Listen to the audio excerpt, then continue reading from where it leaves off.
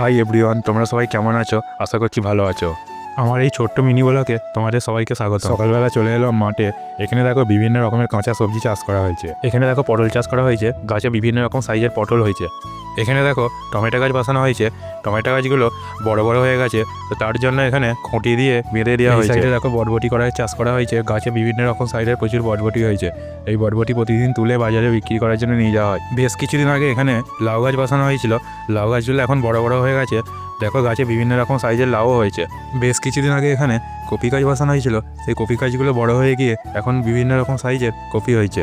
এখানে দেখো পালং গাছের বীজ বসানো হয়েছিল, এই বীজগুলো থেকে এখন ছোট ছোট সাইজের গাছ হয়েছে। এই গাছগুলো কিছুদিন বাদ বড় বড় হয়ে যাবে। এখানে দেখো মটরশুঁটি গাছ বসানো হয়েছে, বেশ কিছু গাছে ফুলও এসেছে। কিছুদিন বাদ এই গাছে মটরশুঁটি হবে। এই মটরশুঁটি তোমাদের কার কার ভালো লাগে কমেন্টে জানিও। আমার ভিডিওগুলো যদি তোমাদের ভালো লেগে থাকে তাহলে লাইক কমেন্ট শেয়ার করে পাশে থেকো। দেখা হবে আবার পরের ভিডিওতে।